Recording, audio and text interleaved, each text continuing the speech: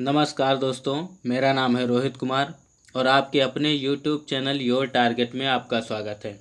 दोस्तों, मैं यूपी पेट के लिए जो है 25 क्वेश्चंस का डेली प्रैक्टिस सेट अपडेट करता हूं, डेली प्रैक्टिस सेट जो है अपलोड करता हूं। तो दोस्तों, अगर आपको इस प्रैक्टिस सेट को हल करना है, डेली प्रैक्टिस सेट को हल करना है, तो आप मेरे इस चैनल को सब्सक्राइब कर लीजिए, इसका बेल आइकन दबा लीजिए ताकि मेरी हर वीडियो का नोटिफिकेशन आप तक पहुंचता रहे। चलिए दोस्तों, आपका टाइम बर्बाद न करते हुए हम सीधा क्वेश्चन की तरफ चलते हैं, बाकी बातें बाद में होती रहेंगी। ठीक है दोस्तों, पहला क्वेश्चन आपकी स्क्रीन पर है। दोस्तों, पहला क्वेश्चन है, किस किस वर्ष गंगा नदी को राष्ट्रीय नदी घोषित किया गया था। ठीक है, किस वर्ष गंगा नदी को राष्ट्रीय नदी घोषित किया गया था, ये आपका पहला क्वेश्चन है। तो दोस्तों, 2008 में गंगा नदी को राष्ट्रीय नदी घोषित किया गया था। ठीक है दोस्तों, अगले क्वेश्चन की तरफ बढ़ते हैं। 2 नंबर क्वेश्चन है आपका सामने।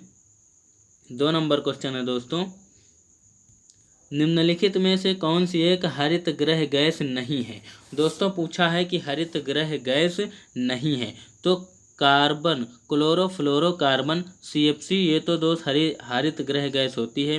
कार्बन डाइऑक्साइड, ये भी हरित गृह गैस होती है। और मेथेन, ये भी हरित गृह गैस होती है। लेकिन दोस्तों, यहाँ पर पूछा है कि आपका हरित गृह गैस नहीं पूछा है। दोस्तों, क्या पूछा है कि नहीं है, तो दोस्तों नाइट्रोजन जो है हरित गृह गैस नहीं है, अतः आपका ऑप्शन जो है 4 नाइट्रोजन सही हो जाएगा। इस क्वेश्चन के मुताबिक जो है आपकी हरित गृह गैस नाइट्रोजन गैस हरित गृह गैस नहीं होती है। ठीक है, तो अतः 4 नंबर क्वेश्चन आपका सही हो जाएगा। अगले क्वेश्चन की तरफ बढ़ते हैं दोस्तों। अगला क्वेश्चन है, अकबर द्वारा बनवाया गया प्रसिद्ध ऐतिहासिक इमारत बुलंद दरवाजा उत्तर प्रदेश के किस जिले में स्थित है। तो दोस्तों, अकबर के द्वारा जो बुलंद दरवाजा बनाया गया था वो आगरा में स्थित है। दोस्तों, कहाँ है? आगरा में बुलंद दरवाजा स्थित है। अकबर के द्वारा बनाया गया जो बुलंद दरवाजा था वो आगरा में स्थित है। बढ़ते हैं अगले क्वेश्चन की तरफ। 4 नंबर क्वेश्चन आपके सामने है, 22वें संविधान संशोधन के माध्यम से भारतीय संविधान में कितने मौलिक कर्तव्य शामिल किए गए थे। तो दोस्तों, जो 42वां संविधान संशोधन हुआ था उसमें कितने मौलिक कर्तव्य शामिल किए गए थे। तो दोस्तों, 10 मौलिक कर्तव्य शामिल किए गए थे। कितने मौलिक कर्तव्य? 10 मौलिक कर्तव्य शामिल किए गए थे, अतः आपका ऑप्शन सी सही हो जाएगा। बढ़ते हैं अगले क्वेश्चन की तरफ। अगला क्वेश्चन 5 नंबर क्वेश्चन आपके सामने है कि वर्ष 2019 में साहित्य का नोबेल पुरस्कार इनमें से किसे प्रदान किया गया। ठीक है, साहित्य का नोबेल पुरस्कार पूछा गया है दोस्तों। तो अबी अहमद को या पीटर हैंडके को, ओल्गा टोकारजुक को या बॉब डिलन को। तो दोस्तों, आपका ऑप्शन सही हो जाएगा, पीटर हैंडके को जो है 2019 का साहित्य का नोबेल पुरस्कार दिया गया है, अतः आपका ऑप्शन 2 सही हो जाएगा। बढ़ते हैं अगले क्वेश्चन की तरफ। 6 नंबर क्वेश्चन है, वर्ष 2019 में किसने हरियाणा के मुख्यमंत्री के रूप में दूसरी बार शपथ ली है। दोस्तों, ठीक है, दूसरी बार शपथ लेने के लिए बोला है, तो हरियाणा के मुख्यमंत्री दोस्तों मनोहर लाल खट्टर हैं। इन्होंने जो है हरियाणा के मुख्यमंत्री के पद पर दूसरी बार शपथ ली है, अतः आपका ऑप्शन 3 नंबर ऑप्शन आपका सही हो जाएगा। ठीक है, बढ़ते हैं अगले क्वेश्चन की तरफ। 7 नंबर क्वेश्चन आपके सामने है दोस्तों।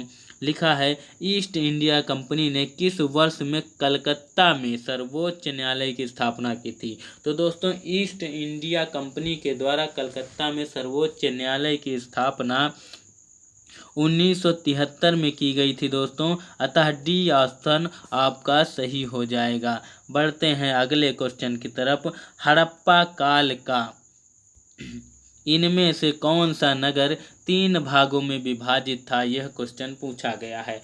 ठीक है, लोथल, मोहनजोदड़ो, कालीबंगा या धौलावीरा। तो दोस्तों जो हड़प्पा काल का नगर था वो 3 भागों में विभाजित था, वो था आपका मोहनजोदड़ो। अतः 2 नंबर ऑप्शन आपका मोहनजोदड़ो सही हो जाएगा।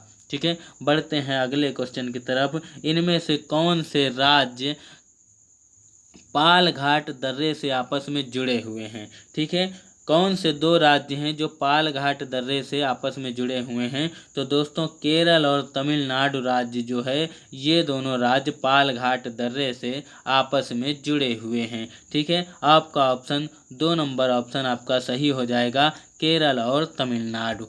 ठीक है, आगे बढ़ते हैं। 10 नंबर क्वेश्चन आपके सामने है दोस्तों। क्वेश्चन कह रहा है कि अर्जुन पुरस्कार किसके लिए दिए जाते हैं? तो दोस्तों लगभग ये बात सभी को पता होगी कि अर्जुन पुरस्कार किसके लिए दिए जाते हैं। तो खेल के क्षेत्र में उत्कृष्ट प्रदर्शन के लिए अर्जुन पुरस्कार दिया जाता है। अतः 2 नंबर ऑप्शन आपका सही हो जाएगा। बढ़ते हैं अगले क्वेश्चन की तरफ। अगला क्वेश्चन है दोस्तों 11 नंबर। राज्यसभा के चुने हुए सदस्यों का कार्यकाल कितने वर्ष का होता है?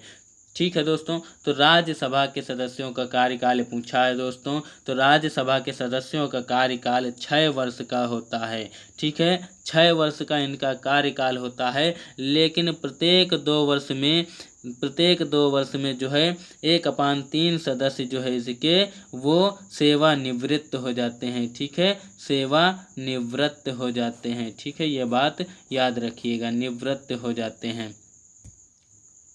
ठीक है, बढ़ते हैं अगले क्वेश्चन की तरफ। अगला क्वेश्चन है 12 नंबर क्वेश्चन है।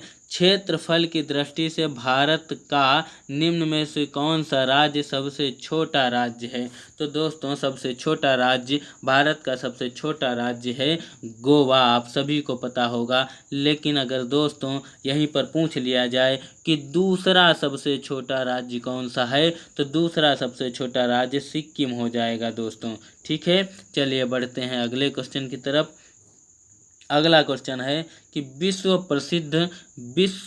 प्रसिद्ध खजुराहो मूर्तिकलाएं स्थित हैं। तो दोस्तों खजुराहो मूर्तिकलाएं कहाँ स्थित हैं? तो वो मध्य प्रदेश में स्थित हैं। ऑप्शन नंबर 4 आपका सही हो जाएगा। खजुराहो के मंदिर हो या खजुराहो की मूर्तिकलाएं हो, ये दोस्तों मध्य प्रदेश में ही मिलती हैं।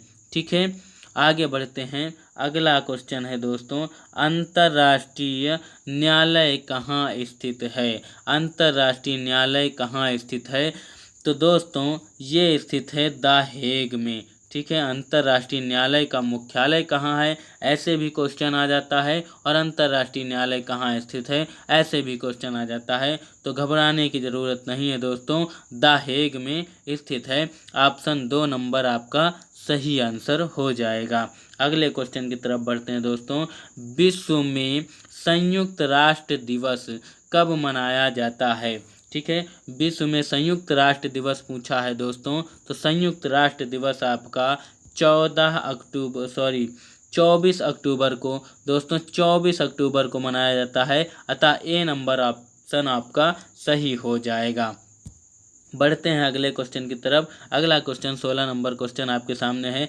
वैश्विक शांति सूचकांक 2021 में कौन सा देश शीर्ष पर है? ठीक है, वैश्विक शांति सूचकांक की बात कर रहा है दोस्तों। तो यहाँ पर आपका आइसलैंड जो है ये सही हो जाएगा।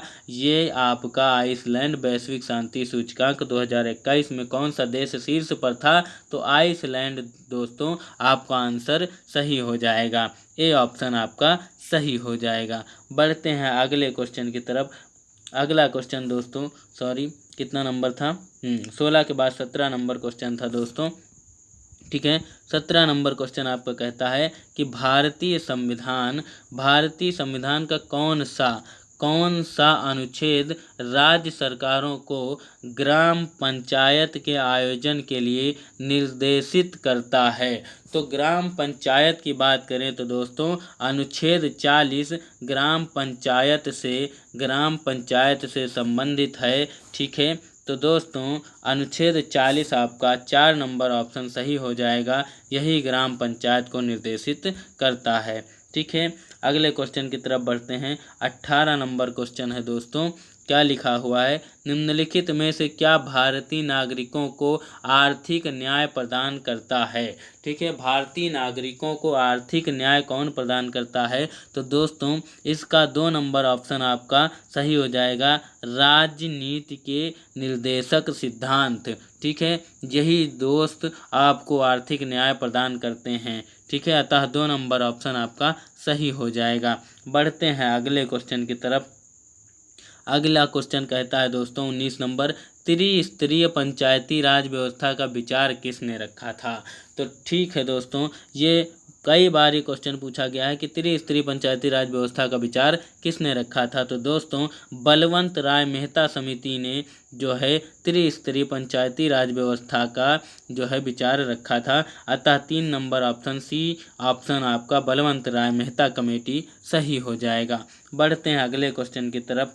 अगला क्वेश्चन दोस्तों आपका कहता है कि भारत के संविधान में इनमें से क्या राज्य सूची में सम्मिलित नहीं है। दोस्तों राज्य सूची में क्या सम्मिलित नहीं है, तो दोस्तों जेल राज्य सूची में आती है, पुलिस भी राज्य के अधीन आती है और कानून और व्यवस्था भी राज्य के अधीन आती है। लेकिन दोस्तों यहाँ पर पूछा गया है कि क्या जो है सम्मिलित नहीं है, अतः हम बात कर लेते हैं दंड प्रक्रिया संहिता जो है ये राज्य सूची में सम्मिलित नहीं है। अतः यहाँ पर ऑप्शन आपका जो है सी ऑप्शन आपका ए ऑप्शन आपका दंड प्रक्रिया संहिता इस क्वेश्चन के अनुसार इसका ऑप्शन दंड प्रक्रिया संहिता सही हो जाएगा, क्योंकि इसमें पूछा है कि भारत में राज्य सूची में सम्मिलित नहीं है, तो दंड प्रक्रिया संहिता जो है इसमें सम्मिलित राज्य सूची में नहीं आती है। बाकी ये तीनों राज्य सूची से संबंधित होती हैं।